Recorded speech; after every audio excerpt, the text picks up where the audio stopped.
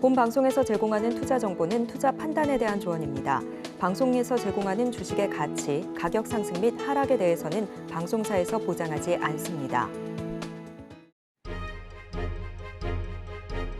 실시간 정보 브리핑입니다. 블링컨 가자지구 휴전 촉구, 국제유가 1.5% 급락. 토니 블링컨 미국 국무장관이 라파 지구에 대한 이스라엘의 공세를 막고 가자지구 휴전을 위해 외교적 압박을 강화하자 국제유가가 1.5% 정도 급락했습니다. 29일 오후 3시 기준 뉴욕 상품거래소에서 WTI 선물은 전 거래일보다 1.52% 하락한 배럴당 82.65달러에 거래됐습니다. 브렌트유 선물도 1.23% 하락한 배럴당 88.4달러를 기록했습니다. 달러엔 약 6엔 고꾸라져 전문가 개입의 모든 특징 나타나 달러엔 환율이 급락하자 일본 외환 당국이 개입에 나선 것이 아니냐는 추측이 점점 커지고 있습니다. 29일 달러엔 환율은 오전 한때 160엔까지 올랐다가 오후 들어 급락해 한때 154엔까지 밀렸습니다. 고점과 저점의 차이가 5.72엔으로 환율이 하루 6엔 가까이 폭락한 셈입니다. ING는 아직 공식적인 확인이 없지만 당국이 시장에 개입했다는 강력한 징후가 있다고 말했습니다. 테슬라 중국에서 자율주행 보조 소프트웨어 출시 기대감에 주가 15% 급등. 미국 전기차 업체 테슬라가 중국에서 완전 자율주행이란 이름의 주행 보조 소프트웨어를 출시할 기반을 마련했다는 소식에 주가가 15% 넘게 급등했습니다. 현지 시간 29일 뉴욕 증시에서 테슬라 주가는 전장보다 15.3% 오른 194.05달러에 마감했습니다. 이는 지난 3월 1일 이후 약 2개월 만에 가장 높은 수준입니다. 오늘 개장 이후 자율주행 관련주들의 흐름 주목해 보시면 좋겠습니다.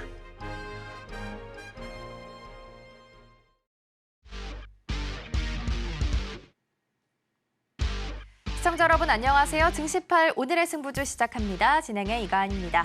어제 뉴욕 증시는 상승하면서 마감했습니다. 특히 테슬라가 중국 내에서 완전 자율주행, 그러니까 FSD의 소프트웨어가 데이터 안전검사에서 적합 판정을 받았다라는 소식 속에서 장중에는 17%까지 급등하는 모습을 보이기도 했습니다.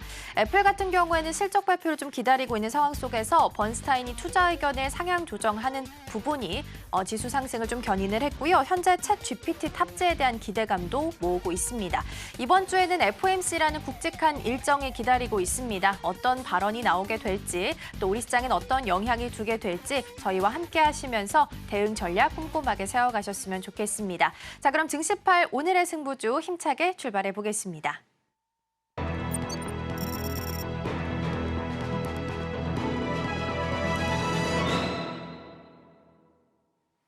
네, 안녕하십니까. 박정우 PD입니다. 오늘 출근길에 비가 온다고 그랬는데 지금 비가 올까요? 우리 시청자분들 우산 챙기시면 좋을 것 같습니다. 자, 어제 시장 미국장 좋았습니다. 그동안 이제 조금 못난이 두 형제라고 불리었던 우리 테슬라하고 애플이 반등을 주면서 좋은 분위기를 냈습니다. 그리고 어제 국내 증시도 빅테크 기업들의 실적들이 좋게 나오면서 오랜만에 이제 강한 반등을 줬죠. 그래서 오늘 4월 마지막 장 어떻게 마감될지 우리 서울경제TV와 함께 하시면 좋을 것 같습니다. 자, 그러면 어저께 또 우리 승부주 두 종목 있었죠? 결과부터 보시고 시작하도록 하겠습니다. 네, 우리 유창희 대표님께서 ENF 테크놀로지 어제 제안 드렸는데 0.17% 수익 거뒀습니다. 다음 김성규 전문가님 거 볼까요? 자, 두산 에너빌리티 2.85% 수익 거뒀네요.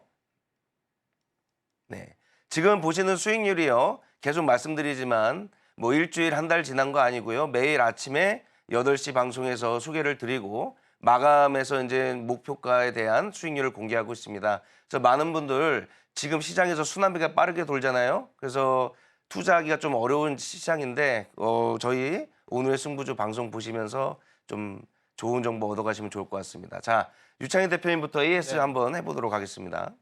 어저께 조금 많이 오르지 못했습니다. 오히려 좀 종가 기준은 좀 조정이 나오긴 했습니다만은 아직 어저께는 이제 시장이 2차 전지라든지 그리고 전력 인프라 그리고 에너지 쪽이 좀 강한 흐름을 좀 보여줬죠. 자동차 쪽하고. 그래서 반도체가 오히려 어제 삼성전자 하이닉스 같은 경우는 소폭 하락세를 보여주기도 했었기 때문에 약간 숨고르기가 아닌가 생각을 좀 하고 있습니다. 고점대, 그러니까 제가 어제도 말씀드렸습니다만은 계속 지금 위치가 작년 7월 달 그리고 1월 달에 형성됐었던 고점대였기 때문에 여기를 단번에 돌파하기보다는 조금 숨고르기를 하면서 움직일 가능성을 좀 대비하고 있는 것이 아닌가 판단하고 있고요. 저는 뭐 시세는 충분히 5월 달 충분히 크게 나올 수 있지 않을까 판단하고 있습니다.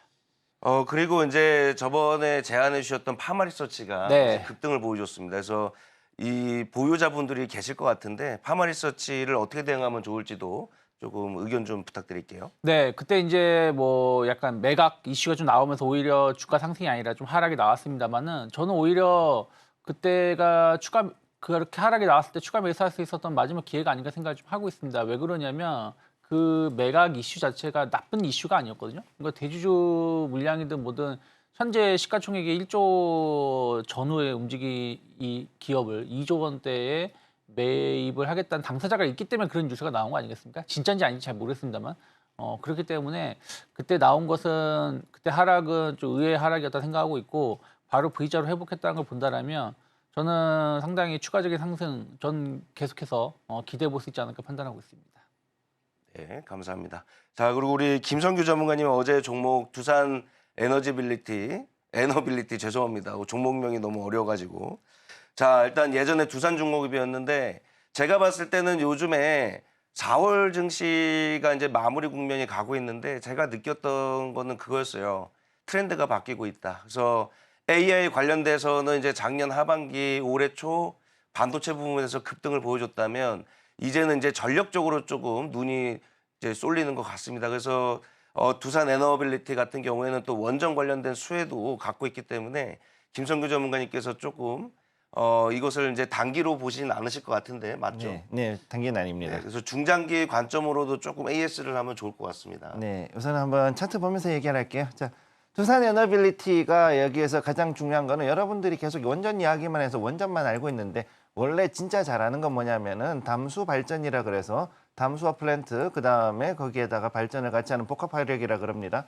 이걸 IWPP라고 보통 이제 용어를 그렇게 얘기하는데 이 IWPP 만드는 거를 전문으로 하는 회사죠. 대한민국에서 이거를 가장 잘하는 회사 중에가 이 두산 에너빌리티고 그다음에 뒤를 이어가지고 현대건설이나 아니면은 삼성중공업 같은 데서 이거를 좀 상당히 많이 하고 있습니다. 실제로. 자, 그러면 이런 부분들 일단 봤을 때 그리고 일단 현재 차트로 봤을 때는 여기 이제 이렇게 용트림 같이 조금 꺾어지죠. 이렇게 올라갔다가 현재 여기서 다시 그만 밑으로 쳐졌었습니다. 그러면은 여기서 한 번 더 크게 위로 올라갈 수 있는 이런 자리를 지금 만들어가고 있고 단기 목표가로는 제가 18,000원을 드렸지만은 사실은 이 자리 여기에 18,000원 자리를 돌파를 할 경우 그리고 18,500원이죠. 이 자리를 만약 돌파를 할 경우에는 훨씬 더 크게 갈 수 있는 자리에 와 있습니다. 자, 중장기적으로 봤을 때 갈 수 있는 모멘텀 두 가지를 말씀을 드리면은 첫 번째는 모두가 알고 있는 원전이지만 두 번째는 뭐냐면은 이제 여기에 대해 가지고 앞으로 더 추가가 되는 AI에 대한 그 에너지로 인해서 데이터 센터의 수요가 굉장히 폭증을 하다 보니까 전력의 수요는 앞으로 더 늘어나죠. 그러면은 여기에 대한 그리드망이라든가 이런 것뿐만이 아니라 앞으로 여기에서 발전을 할 수 있는 모든 부분에 대해 가지고서 더욱더 이제 수요가 늘어나기 때문에 앞으로 발전소에 대한 것들 특히 이제 그 가스터빈 발전이라든가 이런 것들이 좀 더 많이 수요가 늘어나는데 두산 에너빌리티가 그쪽으로 해가지고 더 갈 수가 있다고 보고 있기 때문에요. 그렇다면은 여기서 앞으로 봤을 때 이 18,500원 선을 돌파를 했을 경우에는 아직도 상단은 한참 위로 열려 있다는 것을 이렇게 보시면 되겠습니다. 네, 우리 시청자분들 지금 시장이 좋은 것 같으면서도 상당히 개인 투자분들한테 난이도가 있는 시장인 것 같아요. 그래서 항상 순환매 장세가 끝이 나면 또다시 강세 섹터가 나오고 또 급등을 하는데 여기서 우리가 잘못 선택한다. 그러면은 제자리 걸음을 할 수 있습니다. 그래서 우리 보고 계시는 오늘의 승부지에서 그 해안을 드릴 테니 많은 분들 시청해 주시면 좋을 것 같고 김성규 전문가님이 CJ ENM 네. 처음에 말씀해 주셨을 때는 조금 의구심이 좀 들었는데 네. 지금 좀 뭔가 조금 떨어져 있는 느낌이었는데 또 지금 수익률이 괜찮습니다. 네. 좀 이어서 AS도 부탁드릴게요. 그럼 CJ ENM 같은 경우 일단 말씀드렸지만 단순하게 그냥 그 K-팝에 관련된 것만 하는 게 아니라 공연 기획, 그다음에 영화, 그다음에 또 여러 가지 종합 엔터테인먼트 그리고 이제는 중계권까지 넘어간다고 말씀을 드렸죠. 그래서 스포츠 중계권, 그다음에 파리에서 하는 월드컵 같은 경우도 역시 여기에 연결이 되어 있고, 자, 그래서 여기 보시게 되면은 굉장히 재밌는 자리예요, 이 자리가. 자, 여기에서 봤을 때 바닥을 잡았습니다. 72,500원 선에서 지금 바닥을 잡아주고 움직이고 있는데 횡보하는 라인이었죠, 지금까지. 자, 이렇게 해서 요 위에까지. 여기에 86,500원까지 해가지고 요 안에서 지금 횡보하는 요 라인을 대략 한 3개월 정도를 보여줬는데, 오늘 이제 거의 오늘이 마지막 날이지 않습니까? 4월 마지막 날인데, 여기서 봤을 때는 앞으로도 대략 이 정도의 추세로 봤을 때는 앞으로도 한 달 정도는 충분히 더 올라갈 수 있는 여력이 있고, 따라서 위로는 85,000원. 만약에 이 자리를 뚫고 올라갈 수 있는 자리, 즉 5월 이후에 지금 특히나 중요한 게 더 많은 그 공연들이 기획이 돼 있다 보니까 여기에 대한 것들이 또 좀 주목을 할 필요가 있고, 단지 발목을 잡을 수 있는 거는 의외로 영화 부분에서는 조금 그 생각보다는 그 매출이 좋지를 못했기 때문에 이런 부분들은 조금 감안을 하셔야 되겠다, 이렇게는 말씀드릴 수 있겠습니다. 네, 감사합니다. 자, 이어서 이제 조금 질문을 좀 드려볼 텐데, 이제 4월이 오늘 마지막이란 말이에요. 그래서 이제 기관하고 외국인 투자자들이 어떤 종목을 좀 순매수했나 봤더니 기관이 조금 4월에는 투자를 좀 잘하셨더라고요. 일단 순매수 1위 종목이 기아자동차를 좀 매수하셨고, 그다음이 아모레퍼시픽이었고, 그다음이 KB금융이었습니다. 그래서 골고루 담았다. 밸류업에 관련된 것도 넣었고, 그다음에 중국 소비 관련된 것도 들어가 있고, 기아차 성장성 있는 자동차도 들어가 있고, 이번에 기관 투자자분들이 아주 투자를 잘하신 것 같고, 그다음에 외인 투자자들 보니까 IT 쪽으로 좀 담았어요. 삼성전자가 1순위고, 그다음이 현대차, 그다음에 삼성전자 우선주입니다. 자, 그리고 우리 개인 투자자분들은 어떤 걸 제일 많이 담았나 봤더니 SK 하이닉스입니다. 다시 한번 국민주가 되어가고 있는 우리 SK 하이닉스. 그다음이 조금 의아한데 LG화학이 두 번째 순매수를 하시더라고요. 어제 이제 화학 쪽 섹터가 오랜만에 반등이 나왔는데 그것도 좀 질문을 드려볼까 하고요, 이따가. 그다음에 매수하신 것들이 한미반도체. 자, 이렇게 좀 볼 수 있는데 제가 봤을 때는 기관 투자자들의 순매수가 좀 돋보입니다. 왜?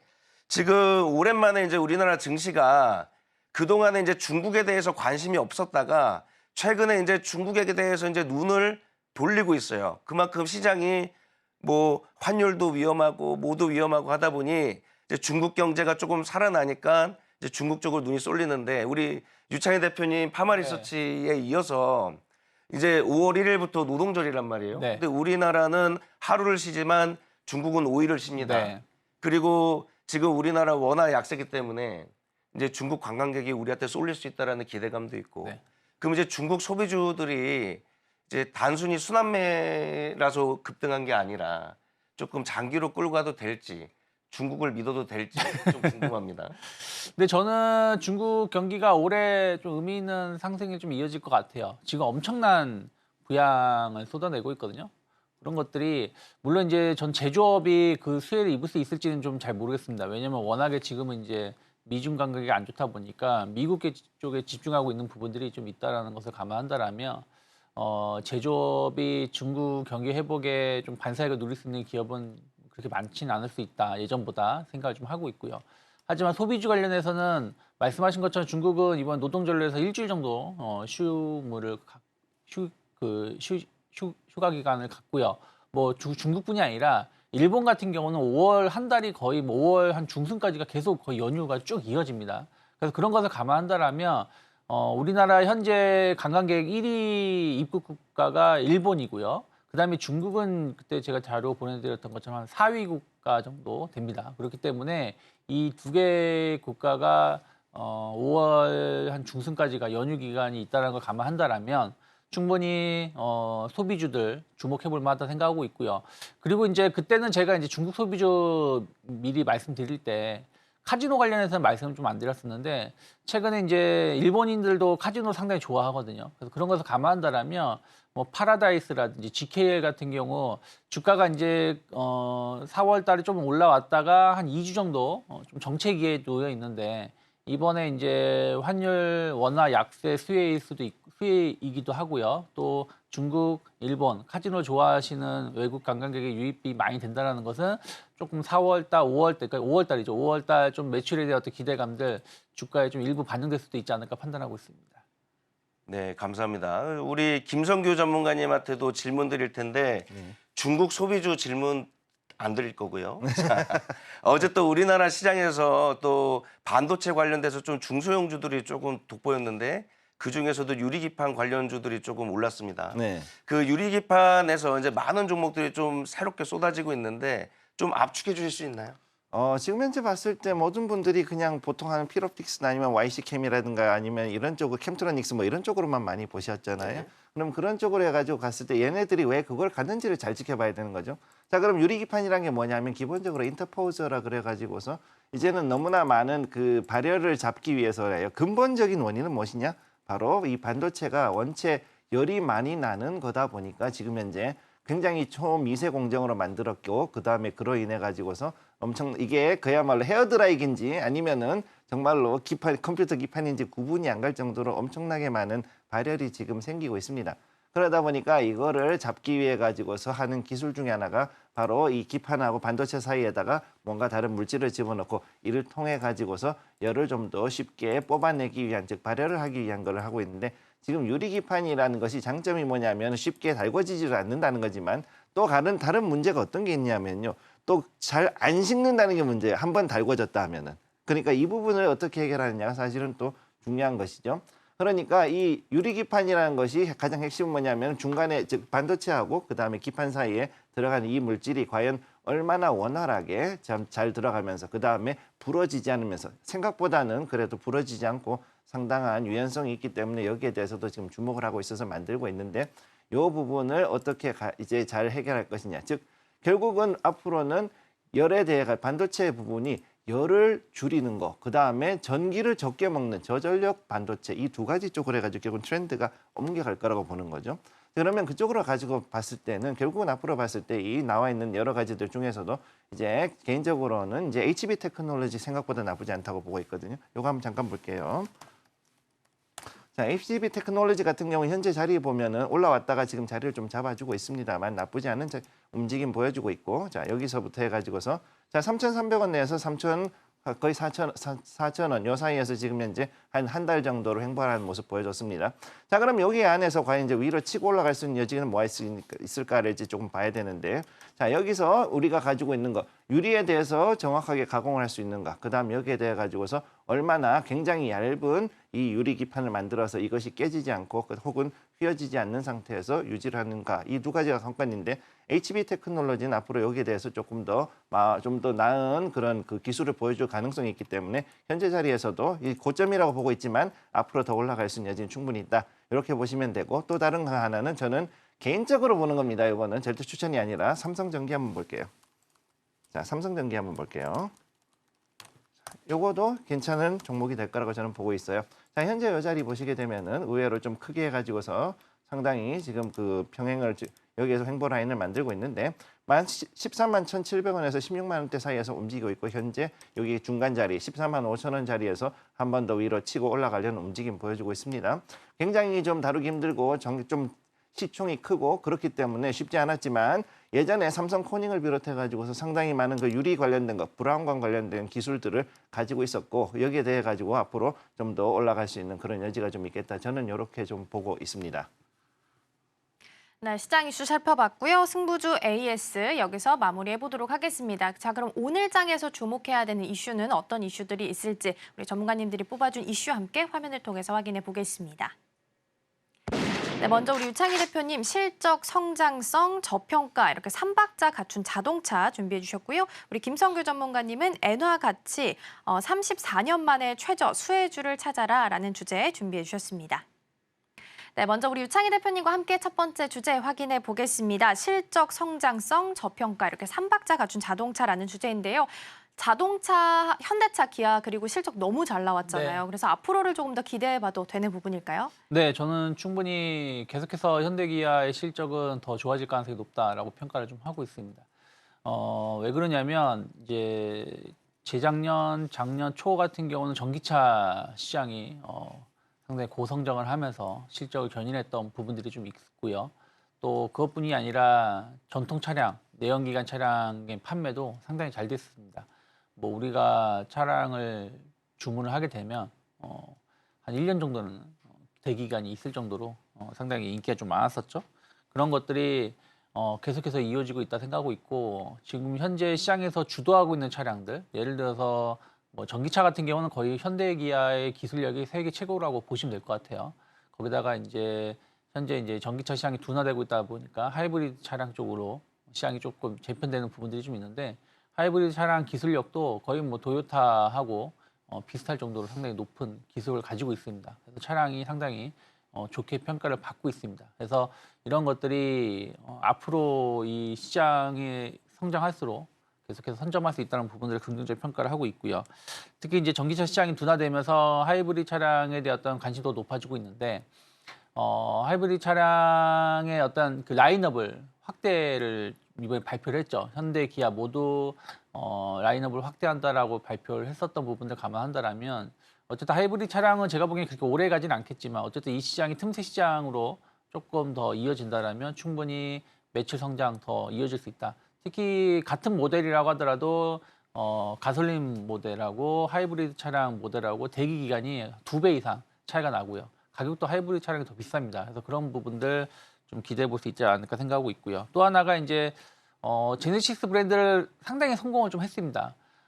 우리나라에서만 잘 판매가 되는 게 아니라 해외에서도 상당히 판매가 잘 되고 있어요. 그래서 수익성이 상당히 높은 라인업을 가지고 있다는 부분들 참 강점이고요. 또 뭐 기아 같은 경우는 SUV 시장을 거의 뭐 평정하고 있죠. 그래서 상당히 그 다른 차량들 대비해서 높은 수익성을 조금 더 유지가 가능하다라는 거 긍정적으로 좀 보고 있습니다. 특히 이건 이제 기업 자체의 본질적인 내용이고요.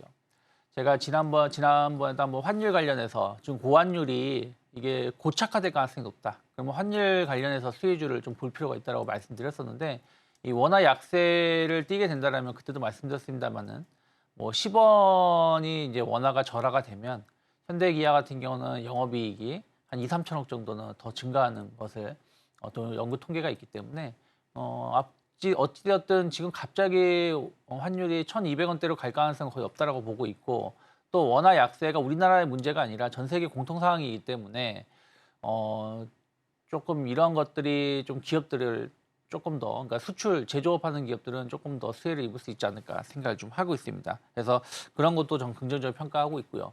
그다음에 밸류업 프로그램이죠.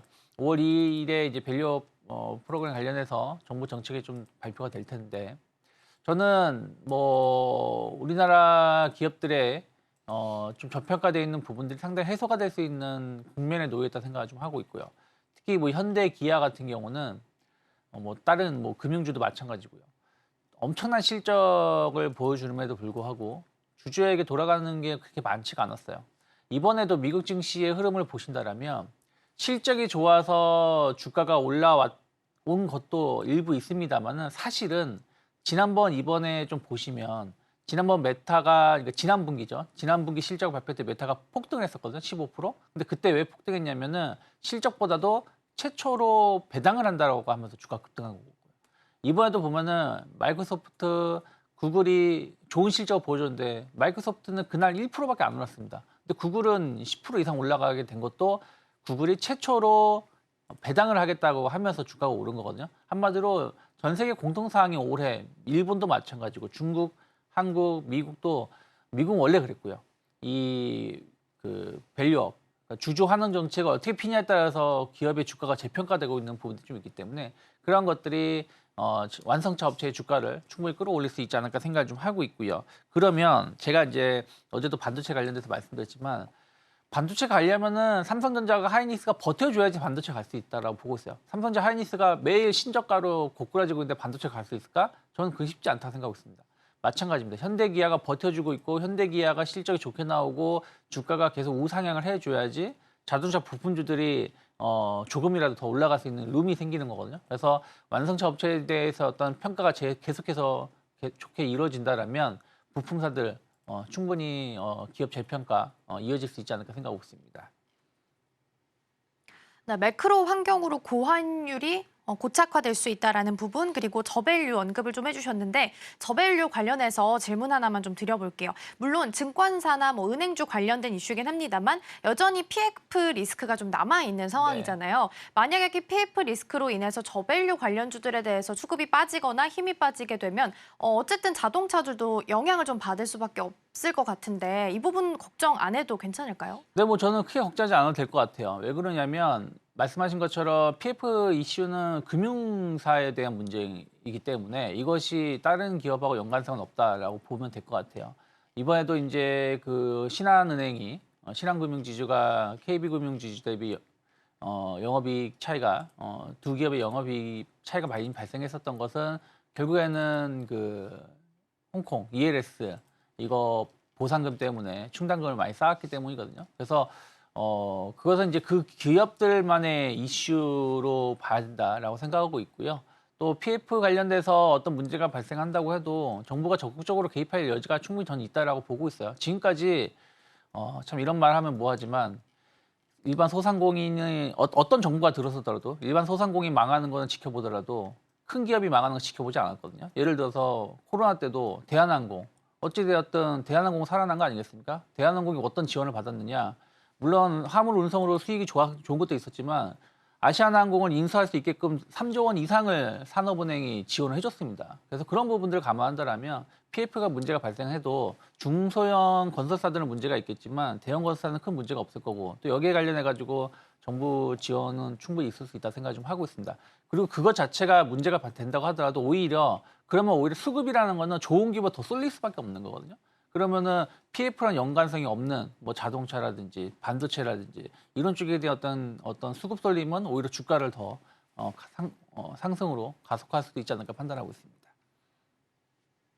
네, 그러네요. PF 리스크가 없는 쪽으로 오히려 수급이 좀 쏠릴 수 있다라는 부분까지 날카롭게 또 말씀해 주셨고요. 그러면 대표님 밸류업 가이드라인 지금 5월 2일로 예정이 네. 되어 있는 상황이잖아요. 만약에 이 자리에서 강제성과 관련된 이야기가 좀 나오게 된다면 자동차주를 포함해서 전반적인 저밸류 관련주들이 좀 직고점 돌파까지 가능한 시점일까요? 저는 충분히 가능하다 생각을 좀 하고 있어요. 그러니까 지금 거의 이제 은행주가 됐던 이런 기업들이 딱 그 지난 2월 말 3월 초고에 주가까지 올라오고 나서 약간 머뭇거림이 있습니다. 물론 이제 시장 자체가 약간 아직은 조정이 완전히 끝난 건 아니라는 인식이 좀 있고 또 이번 주에 FOMC라든지 이런 것들이 좀 확인해야 될 부분들이 좀 있다 보니까 여기서 먼저 치고 나가지 못하고 있는 상황이지만 여기 이제 기폭체가 이제 말씀하신 것처럼 일단 FOMC가 5월 우리나라 시간을 치면 목요일에 반영되는 거 아니겠습니까? 내일 연휴가 내일 하루 쉬게 되고 그리고 저밸류업 정부 정책이 또 이슈가 좀 된다라면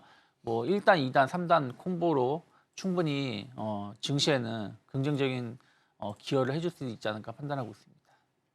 네, 제가 이제 궁금했던 게 두 가지입니다. 하나는 조금 우려스러운 거 하나 먼저 질문을 드리면 과거 이제 역사를 보면요, 이제 저희가 지금 자꾸 환율만 보는데 엔저도 좀 봐야 될 것 같고요. 네. 그 10년 전쯤에 이제 현대차는 우리나라 차로 갈게요. 엔저 현상이 뚜렷하게 나타나면 외국에서 가격 경쟁력이 저희가 조금 상실이 되잖아요. 네. 저희가 이제 예전에는 일본 차하고 우리나라 차가 팔릴 때 이제 가격 경쟁력으로 저희가 좀 경쟁력이 있었으나 엔저가 뚜렷하게 나타나면 이제 똑같은 값에 일본 차하고 경쟁을 해야 되거든요. 이거에 대해서는 유창희 대표님이 어떻게 보시나요? 24년도에 우리나라 차는? 저는 뭐 일본 차 경쟁력이 없다라고 생각을 좀 하고 있어요. 무슨 얘기냐면 지금 일본에서 유일하게 이제 차량 판매가 잘 되고 있는 회사가 도요타 하나밖에 없습니다. 근데 물론 저도 이거 조금 더 뉴스를 체크해봐야 되는데 도요타가 지금 생산이 제대로 아직 안 되는 걸로 알고 있어요. 그러니까 지금 배기가스 조작이라든지 이런 문제로 인해서 생산을 아직 제대로 못 하고 있는 부분이 좀 있기 때문에 아무리 지금 물이 들어와도 내가 낚시할 수 있는 그물이라든지 뭐 이렇게 물고기 잡을 수 있는 도구가 없으면은 아무 의미 없는 거 아니겠습니까? 근데 일본 같은 경우는 지금 경쟁할 수 있는 브랜드는 도요타 쪽인데 도요타의 어떤 이런 문제가 완벽히 해결이 되지 않고 있는 상황이다라는 걸 감안한다라면 뭐 엔저가 얼마나 갈지 모르겠지만 뭐 현대기아가 영향을 받을 수 있는 건 제한적이라 보고 있고 또 하나가 일본만 엔저가 아니라 우리나라도 원화도 약세 오히려 지금 원화 약세의 가속도가 더 큰 부분들도 일부 있거든요. 그래서 그런 것을 감안한다라면 충분히 경쟁력은 그렇게 떨어지지 떨어지지 않을 수도 있지 않을까 판단하고 있습니다. 네, 그리고 이제 조금 긍정적인 걸 찾아보기 위해서 이제 저희가 항상 자동차 얘기하면 요즘에 현대기아만 얘기를 하는 것 같아서 뭐 KG 모빌리티도 있고 조금 네. 가슴이 아프지만 이제 전체적으로 좀 볼 때 중국에서 이 정책을 또 얘기를 했습니다. 네. 며칠 전에 이구환신 정책이라고 옛 것을 이제 새 것으로 바꾸는 이제 내수를 좀 살리기 위한 중국 내부의 정책인데 네. 중국에서 이제 노후화된 차를 전기차 혹은 하이브리드 차로 바꿨을 때 보조금을 주겠다. 여기에 이제 뭐 대부분 아시겠지만 중국에서 이제 자신들의 뭔가 상품을 만들 때는 자신들의 부품만 쓰지만 그래도 우리나라 자동차 부품주가 중국에 조금 끼어들어가서 네. 이 이구환신 정책에 조금 수혜를 받을 수 있는 부품주가 있을까요? 네, 뭐 그것도 뭐 이따가 좀 준비를 하긴 했었는데 어쨌든 이관신 정책이 이번에 뭐 작년에 이제 중국에서 판매된 차량이 한 3천만 대 정도 된다고 합니다. 신차가. 근데 이관신 정책에 해당되는 차량의 그 숫자가 한 1,800만 대 정도로 된다고 해요. 그래서 뭐이 중에서 한 10%만 올해 판매가 된다고 하더라도 전체 차량 판매량이 상당히 급증할 수 있다라는 평가가 있고요. 아까 말씀하신 것처럼 뭐 한 보조금을 치면은 우리나라 돈으로 치면은 이제 한 190만 원에서 한 160만 원 사이거든요. 그러니까 이제 한 10,000위안에서 7,000위안 차량의 이제 등급에 따라서 좀 달라지긴 하는데 10,000위안을 기준으로 따지면 한 190만 원 정도 되는 걸로 알고 있는데 그런 부분들이 이제 차량 판매가 좀 잘 된다라면 우리나라 부품 업체들 충분히 좀 실적 개선에 대한 어떤 기대감들 좀 있을 수 있습니다. 다만 이제 저는 자동차 부품 업체에 대해서는 조금 구분을 해서 보고 있는데 왜 그러냐면 전통 내연기관 차량이라든지 이런 기업들은 영업이익률이 상당히 낮습니다. 뭐 예를 들어서 매출이 뭐 조 단위인데 영업이익은 막 200~300억밖에 안 되는 기업들도 있고요. 그래서 이런 기업들은 조금 주가 상승은 좀 제한적이지 않을까 생각하고 있고 전기차 부품 업체들도 중국 쪽의 매출 비중이 그렇게 높은 기업이 아직까지는 그렇게 많지 않은 부분들이 좀 있기 때문에 실질적으로 부품 업체들의 수혜는 상당히 좀 제한적일 수 있지 않을까 생각하고 있고요. 오히려 최근에 보면 상하이 모터쇼라든지 이런 걸 본다라면 현대기아가 예전 같지 않게 이제 다시 좀 중국 시장을 좀 공략을 해보려고 하는 부분들이 좀 있거든요. 그래서 뭐 이런 부분들이 오히려 현대기아 쪽이 좀 수혜를 입을 수 있고, 그럼 또 현대기아의 좀 매출 비중이 높은 부품 업체들이 좀 길게 봤을 때는 조금 반사의 그 수혜 낙수 효과를 좀 누릴 수 있지 않을까 생각하고 있습니다. 네, 이렇게 해서 자동차 관련된 이슈 함께 좀 살펴봤고요. 이어서 우리 김성규 전문가님과 함께 엔저 현상 이야기 좀 나눠보도록 하겠습니다. 어제 달러엔 환율이 160엔 상향 돌파를 했습니다. 1986년 이후 또 처음이라고 하는데요.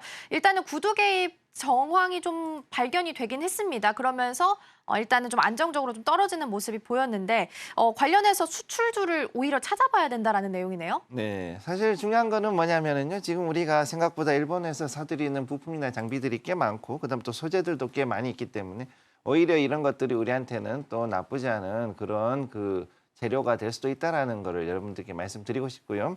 지금 그 어제 같은 경우 아까 말씀하셨던 대로 랭커님께서 말씀하신 대로 일단 160엔대를 돌파를 잠깐 했어요, 장중에. 그렇기 때문에 이제는 이 정도 되면은 사실 대놓고 아예 그냥 일본 물건 너희들 마음대로 팔게 해줄게라고 아예 그냥 미국이 거의 밀어주는 분위기가 없잖아 보이는 그런 생각을 좀 하고 있습니다, 개인적으로는. 자, 그래서 여기서 봤을 때 강달러가 일단 계속 지속이 되는 게 가장 큰 문제고요. 그래서 강달러는 당분간 그리고 앞으로 어쩌면은 더 강하게 갈 수도 있다. 즉 금리가 자칫하면은 올라갈 수도 있는 상황에 지금 저는 있다고 지금 보고 있고요, 개인적으로. 그래서 전 세계 달러 즉 FX 쪽은 결국은 앞으로 약세는 조금 더 장기적으로 지속이 될 수 있다, 이렇게 보고 있기 때문에 이런 거를 일단 기억을 해두시고, 일단 기시다 내각 그러니까 아베 신조 전 총리가 사망하기 전까지는 아베노믹스를 계속 진행을 했죠. 무슨 얘기냐면은 엔화를 계속해가지고 풀었어요. 즉 양적 완화를 엄청나게 해왔다는 게 굉장히 중요한 건데, 이 양적 완화를 통해 가지고서는 한 10년 이상을 그렇게 해오다가 이제는 양적 긴축 모드로 이제 기시다 내각이 이제 조금씩 전환을 하려는 그런 모습을 보여주고 있는 거죠. 그러니까 거기에 맞춰 가지고서 가는 가장 큰 이유가 뭐냐? 너무 달러가 강세에 있다 보니까 오히려 이로 인해 가지고서는 이제는 오히려 일본이 너무나 지나친 디플레이션에 눌리지 않는가. 그래서 이거를 이제는 풀어주기 위해서는 이제 양적 긴축 모드로 해서 이제 그동안 풀려 있던 엔화를 이제는 조금 더 환수를 해야 되지 않는가, 이런 지금 생각을 하고 있는 것 같습니다. 거기에서 이제 특히나 문제가 되는 게 뭐냐면은 그동안에 증시라든가 국채 쪽으로 해가지고 대규모의 유로 달러라 그러죠. 즉 미국 내에서 도는 통화 달러가 아니라 전 세계에서 지금 현재 해외에서 유통이 되고 있는 이 달러를 유로 달러라 그러는데 이 유로 달러들이 대규모로 현재 일본으로 계속 유입이 되고 있고 특히 이로 인해서 증시가 최고치를 기록을 하고 경신하고 있는 것이 현재 이런 부분이 있습니다. 따라서 이것은 결국 뭐냐면 미국에서의 자금이라든가 아니면은 전 세계 자금들이 이제는 어느 정도는 일본에 대해 가지고서 이제 30년 정도 침체했다면 이제는 바닥 중에서도 바닥일 테니 이제 올라갈 일만 남지 않았겠는가라는 그런 기대감을 가지고 올라가는 거라고 지금 봐야 되는 거죠. 그렇기 때문에 여기서 이제 앞으로 보면은 금융에서는 이제 이런 그 자금이 들어왔고 거기다가 또 맞춰가지고 일본에 그동안에 말도 많고 탈도 많았었던 옛날에 그야말로 LTV 120% 이런 식으로 해가지고서는 대출해줬었던 그 일본의 부동산의 거품이 완전히 꺼졌다고 판단이 되다 보니까 최근 한 2년 정도부터는 서서히 일본 부동산 가격도 지금 다시 올라가고 있고 이래서 이런 부분으로 봤을 때는 이제 뭔가 조금 살아나는 게 아닌가라는 생각을 하는 부분도 있습니다. 단 장기간에 조금 소요가 들어갈 수밖에 없는 것이 원체 성숙하다 못해가지고 약간 노쇠한 경제이다 보니까 회복에 조금 더 시간이 많이 걸리는 건 사실이고요. 이에 따라서 우리가 봤을 때는 현재 반도체라든가 로봇 디스플레이 같은 중요한 우리의 기간 산업들 그리고 우리의 여러 가지 시총을 받쳐주는 이런 종목들이 일본하고 상당히 많은 관계를 가지고 있는 부분들이 많습니다. 대표적으로 삼성전자만 하더라도 상당한 부분의 반도체나 디스플레이 관련된 소재라든가 부품 관련된 것들을 일본하고도 많이 지금 수입을 하고 있는 상황이다 보니 앞으로 수출주 중에서 일본에서 소재, 장비, 부품, 즉 소부장을 어느 정도 가지고 있는 회사들 그리고 그러면서도 또 국산화도 어느 정도 하고 있는 회사들 이런 회사들을 중심으로 해서 이 종목을 주목을 할 필요가 있겠다 이렇게 말씀드리겠습니다. 네, 엔저 현상 이야기 좀 나눠보고 있습니다. 전문가님, 근데 기사를 보니까 엔화는 가치가 하락하더라도 자본 유출 걱정 없다. 오히려 수출 가격 하락에 더 많은 이득을 취할 수 있다. 인플레이션 관리만 하면 된다. 이런 내용이 좀 있더라고요. 네. 그래서 실제로 이게 걱정을 할 필요가 있나라는 생각이 좀 들기도 했거든요. 네. 일본 기준으로 봤을 때 그럼 오히려 호재라고 봐야 될까요? 이게 사실 어느 구역에 있냐에 따라서 이제 명암이 조금 갈라지는 부분은 있어요, 사실은. 근데 중요한 걸 말씀을 드리면 현재 일본 경제는 85% 이상이 지금 내수로 돌아가고 있다는 게 중요한 거죠. 즉 수출이 전체 물량에서 15%가 안 되는 그런 종목이고 그리고 일본에서는 자체적으로 내부에서 경쟁이 원체 치열하다 보니까 여기에서 못 살아남은 애들이 사실은 좀 밖으로 조금 떨려나가는 그런 부분도 없지 않아 있긴 있어요. 그만큼 이 제조업 특히 모노즈쿠리라 그러는데 모노즈쿠리에 좀 익숙한 사람들은 일본향의 제품하고 그다음에 해외에 나가는 물건들은 사실은 좀 스타일이라든가 여러 가지가 많이 다릅니다. 이런 것들을 좀 기억을 해 두셔야 되고 그러다 보니까 우리가 받는 것들이 그러면은 못한 물건을 받냐 꼭 그런 건 아니거든요. 오히려 우리는 그중에서도 굉장히 좋은 물건들을 그리고 좋은 소재라든가 장비들을 또 발굴해 가지고 그들과 굉장히 오랜 기간 동안 이 비즈니스적인 측면에서는 상당히 좋은 관계를 맺었던 그런 기업들도 상당수가 있기 때문에 이런 것들을 중심으로 해서 본다 그러면 오히려 일본의 측면에서도 지금 현재의 상황은 그렇게 나쁘지만은 않다. 그런데 원체 내수 시장이 크다 보니까 이게 큰 영향을 주지는 못할 수도 있다라고 말씀을 드리고 싶습니다. 네, 우리 김성규 전문가님이 항상 좀 참신한 이슈를 갖고 오시는데 오늘 또 말씀하신 거 들어보니까 아차 싶었습니다. 왜 우리나라에서 이제 전통적으로 이제 반도체 관련돼서 뭐 다른 철강 쪽도 있겠지만 일본향 이제 원자재라고 하죠. 수입을 해서 쓰는 것들이 좀 많았습니다. 그래서 뭔가 이제 찾아보면 일본에서 이제 원자재를 수입해 갖고 엔화로 결제하는 그런 기업들한테는 당연히 수혜를 볼 수 있겠다. 참 참신한 생각이신 것 같습니다. 그리고 저는 그냥 제 입장에서는 여행 가기 좋겠다 이렇게만 생각했었는데 이런 식으로 생각해 보니까 참 좋은데 근데 이제 한 가지 좀 궁금한 게 있습니다. 이거는 이제 우려인데요. 요즘에 이제 미국에서 1분기 GDP가 엉망으로 좀 발표가 됐잖아요. 네. 근데 그 중에 가장 큰 영향을 준 게 이 아시아 국가들에서 무역 수지 적자를 많이 본 영향이 좀 컸습니다. 네. 그래서 아마 미국에서 이대로 있지는 않을 것 같은데 한 하반기 정도 되면 좀 이 환율에 대해서 개입하지 않겠습니까, 미국에서? 어느 정도 개입할 확률은 있다고 보고 있습니다, 개인적으로. 그리고 일본도 그렇지만 우리나라에도 역시 상당히 많은 개입을 할 건데 실제적으로 한미일 3국에 대해서 재무장관, 그러니까 제넷 옐런 장관이 일단은 다 불렀지 않습니까? 얼마 전에. 그래가지고 여기에 대해서 환율에 대해서 적극적으로 우리가 좀 더 도와주겠다. 그 얘기는 뭐냐면은 그만큼 이제 중국에서 들어오는 물건을 견제하기 위해서 일본이나 우리나라에서 물건들을 조금 더 가져오려는 생각도 하고 있는데 이게 상당히 조금 정치적인 부분도 엮여 있거든요, 사실은. 그러니까 이런 부분들로 봤을 때는 사실 요거는 이 좀 더 시간이 지나가면서 중국과 미국과의 관계가 어떻게 되냐에 따라서 이게 좀 변수가 있다는 것은 요거는 좀 염두에 두셔야 될 것 같습니다. 근데 제가 이제 조금 더 궁금했던 거는 이제 미국에서 만약에 이 무역 적자 폭이 커지면서 뭔가 이제 계속 신경이 쓰이게 되면 이제 우리나라가 지금 네. 금리 인하를 하면 기대감도 있잖아요. 우리나라 네. 금리 인하.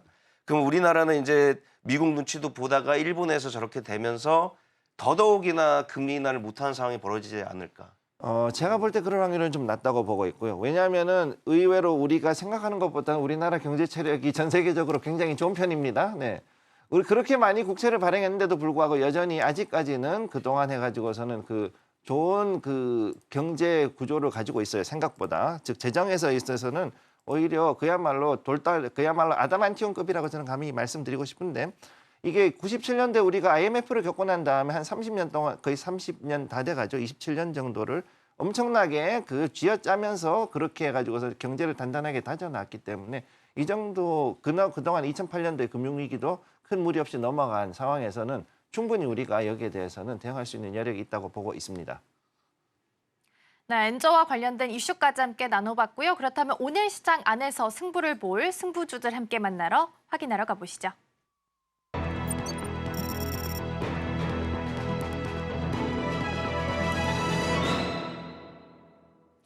네, 오늘 시장 안에서 승부 볼 승부주들 우리 두 전문가님께서 준비해 주셨는데요. 화면을 통해서 먼저 만나보도록 하겠습니다.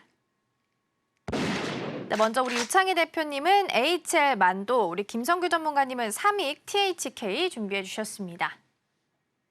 네, 먼저 우리 유창희 대표님과 함께 HL 만도 살펴보도록 하겠습니다. 어제장에서 흐름 너무 좋았잖아요. 추가적으로 어떤 전략을 좀 세워가야 되는 자리일까요? 일단 어저께 좀 의미 있는 강한 상승이 좀 나왔다 생각 좀 하고 있습니다. 뭐 사실은 아직은 조금 더 추세가 전환되는 데는 시간이 좀 필요하지만 일단 바닥권에서 이렇게 급등이 나왔다는 걸 본다라면 추가적인 상승 가능성이 좀 더 열려 있지 않을까 싶어서 일단 선정을 좀 했고요. HL그룹의 전기차 그리고 자율주행 관련된 솔루션 기업이죠. 그래서 뭐 HL 만도 하시면 뭐 다들 아실 겁니다. 뭐 자동차 부품 업체로서는 업력에 상당한 기간을 가지고 있고 전 세계 글로벌 완성차 업체한테 꾸준한 대부분의 완성차 업체들한테 그 부품을 좀 공급하고 있는 글로벌한 기업이라 보시면 될 것 같습니다. 일단 뭐 현대그룹 쪽으로 해서 매출 비중이 높기 때문에 현대그룹이 차량 판매가 많아질수록 안정적인 매출은 계속해서 만도가 가져갈 수 있지 않을까 생각을 좀 하고 있고요. 이번에 이제 중국 2구 한산 정책에 어떤 수혜를 좀 기대해 볼 수가 있는데 15년 만에 정책이 나오는 거죠. 근데 어쨌든 이제 우리나라에서 보시면 중국 매출 비중이 가장 많은 그 부품사입니다. 전체 매출에서 24% 정도 차지하고 있거든요.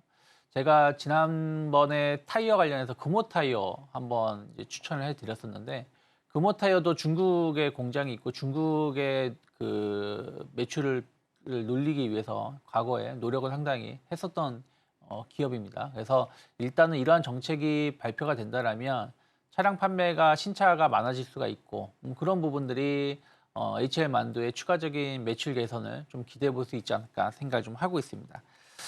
다만 이제 HL 만도도 영업이익은 그렇게 높은 편은 아니에요. 전체적으로 아까 말씀드린 대로 조 단위의 매출이 나옴에도 불구하고 영업이익은 상당히 낮은 기업인데 이러한 부분들이 조금 개선될 수 있는 여지는 좀 충분히 있다. 특히 이제 미국에서 현대차 그룹이 미국 공장 쪽에 대했던 부분들이 좀 개선이 된다라면 충분히 수익성이 좀 개선될 수 있다 생각을 좀 하고 있고요. 기술적인 흐름을 본다라면 어저께 이제 상승이 17% 정도 급등이 나왔습니다. 이게 이제 아침에부터 상승하고 나서 횡보 상승이 좀 나온 것인데 일단 어제 수급을 좀 보신다라면 외국인들이 한 75만 주를 매수를 했고요. 기관도 한 16만 주를 매수했습니다. 어쨌든 이제 기관 투자 같은 경우는 최근에 4월 16일부터 약간 매수, 그러니까 아주 많은 건 아니지만 소폭 매수세를 보여주고 있고, 외국인이 어저께 이제 강한 매수가 뭐 스타트가 끊어진 걸 본다라면 대량의 거래가 수반되면서 큰 상승이 나왔기 때문에 저는 뭐 한 37,000원이 크게 이탈하지 않는다라면 한 번 정도는 바닥권에서 공략을 해볼 수 있는 기업이 아닐까 생각을 좀 하고 있습니다. 그래서 만약에 이번에 상승이 이제 4월 거의 마지막에 상승이 나온 것이고, 이게 5월 때까지 상승이 좀 이어진다라면 일단 42,000원 정도까지 어떤 단기 목표가는 충분히 달성 가능할 수 있지 않을까 생각을 좀 하고 있고요. 아까 말씀드린 대로 37,000원, 36,000원이 크게 이탈하지 않는다라면, 그러니까 어저께 상승한 거에 한 30% 정도 되돌림이 나온 자리가 36,000원 언저리이기 때문에 이 자리가 크게 이탈하지 않는다라면 분할 매수도 해볼 수 있는 좋은 위치가 아닌가 판단하고 있습니다. 네, 먼저 첫 번째 승부주 확인해 봤습니다. HL 만도고요. 어제 굉장히 큰 폭의 상승률을 기록한 종목이기도 합니다. 36,000원과 37,000원 선을 이탈하지 않는다면 바닥권에서 공략해 보셔도 좋겠다라고 말씀해 주셨고요. 목표가 42,000원 제시해 주셨습니다. 자, 그럼 이어서 김성규 전문가님과 함께 엔저 현상과 관련한 수혜주들도 함께 찾아보도록 하겠습니다. 삼익 THK입니다. 어떤 전략 세워갈까요? 네, 많은 분들이 일단 삼익 THK 그러면은 그냥 일반적으로 보통 로봇 관련주로 알고 계시는 경우가 있는데, 사실 원래 이 회사는 뭘 만들었냐면은 줄하고 뭐 이런 물살통 이런 거 만들었던 회사였거든요. 그랬는데 이걸 가지고선 도저히 하기 힘들다 싶어서 여러 가지로 이제 해외의 어떤 그 신사업을 찾다 보니까 일본의 THK하고 지금 40년 이상 굉장히 오랜 동안 지금 친하게 지내면서 또 여러 가지로 또 발전을 해왔던 그런 부분이 있습니다. 자, 그래서 여기 보면은 이제 공장 자동화 협동 로봇, 그 다음에 공구 관련돼 가지고서 일단 종목으로 보실 수가 있는데, 여기서 최근 들어 가지고 이 협동 로봇이라든가 그 다음에 고중량 이동 로봇, 그 AMR이라 부르는 그런 로봇을 지금 굉장히 지금 잘 하고 있는 거죠. 거기다가 태양광 인고트 가공 장비 등 여러 가지 신재생 에너지 장비를 계속 개발을 진행을 하고 있기 때문에 이런 것들도 좀 봐야 되고요. 그래서 이런 걸로 보면은 앞으로 일본에서의 기술들과 그 기술 협력을 통해 가지고서 좀 더 크게 성장할 수 있는, 그러면서도 로봇 관련주도 나쁘지 않은 그런 종목이라고 볼 수 있는데, 차트를 한번 보도록 하겠습니다. 현재 삼익 THK 보시면은 최근 들어 가지고 로봇 관련 이슈 때문에 좀 튀어 올랐던 부분이 있어요. 자, 그래서 여기 보시면 한번 이렇게 두 번 해가지고 이렇게 튀어오른 자리가 있는데, 현재 자리 12,850원 자리에서 바닥을 잡고서 서서히 올라가는 모습 보여주고 있습니다. 이 자리에서 이렇게 해서 완만하게 하고 있지만 언제든지 위로 이런 식으로 급하게 올라갈 수 있는 이슈가 있고, 최근 들어 가지고서 이런 일본의 THK사하고 어느 정도 협력을 하면서 특히 LM 관련돼 있는, 즉 여기 컨베이어라든가 이런 가공에 대한 이런 공장 자동화 이슈를 대 가지고서 더욱더 크게 올라가는 걸 봤을 때는요, 여기서 좀 더 올라갈 수 있는, 그리고 엔저의 수혜를 받으면서 더욱더 성장할 수 있는 그런 종목이라고 보시면 되겠습니다. 따라서 여기서 봤을 때 목표가 여기서 보면은 17,500원 우선 잡아놨는데, 이 자리를 만약 돌파를 했을 경우에는 19,000원까지 한 번 더 올라갈 수 있고요, 여기. 그리고 더 위를 만약 돌파했다 그러면 그때부터는 좀 더 크게 올라갈 수 있는 자리에 있다는 거 기억을 해두시기 바랍니다. 네, 우선은 두 번째 승부주로 삼익 THK 만나봤습니다. 짧게 목표가는 17,500원, 조금 더 길게 본다면 19,000원 선까지도 보셔도 좋을 것 같습니다. 전문가님 시간이 좀 남아서 짧게 질문 하나만 좀 더 드려볼게요. 역대급 엔저 지금 현상 나타나고 있습니다. 일단 아래 하방 어디까지 열려있다라고 보고 준비를 좀 하면 좋을까요? 사실 엔저는 지금 현재로서는 예측보다는 대응의 영역으로 가시는 게 맞고요. 현재 지금 생각보다 일본이 그동안 해가지고 아베노믹스를 해가지고서 풀어놨던, 즉 경기 부양으로 풀었던 돈이 엄청나게 많습니다. 그러니까 이거를 좀 어느 정도 정리하고 갈무리하기 위해서는 사실 조금 시간이 걸리고, 또 어떻게 보면은 그동안의 엔캐리 정책 자체를 계속해가지고서 밀어왔기 때문에 일본의 입장에선 사실은 엔캐리 정책을 유지하기 위해서도 약간의 금리가 올라간다 그래서 큰 문제가 되는 건 없거든요. 사실 어떻게 보면 지금 상태에서 이 엔저를 좀 더 용인하면서 이 분위기를 즐길 확률이 좀 더 높다, 저는 일단 그렇게 보고 있습니다.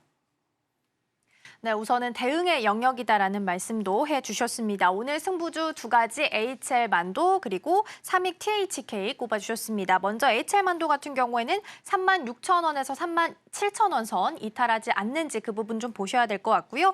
삼익 THK THK 같은 경우에는 짧게 봤을 때는 17,500원 선, 그리고 조금 더 만약에 이 선을 돌파하게 된다면 19,000원 선까지 조금 더 보셔도 좋을 것 같고요. 손절가는 13,000원 제시를 좀 해주셨습니다.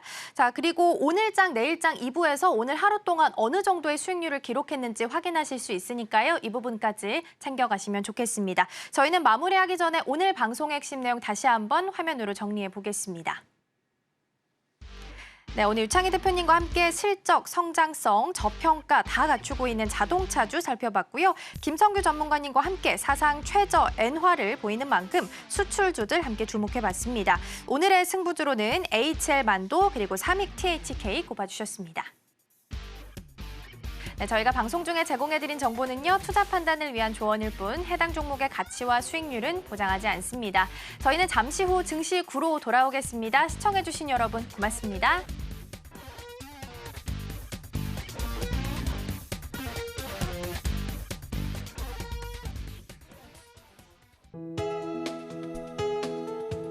본 방송에서 제공하는 투자 정보는 투자 판단에 대한 조언입니다. 방송에서 제공하는 주식의 가치, 가격 상승 및 하락에 대해서는 방송사에서 보장하지 않습니다.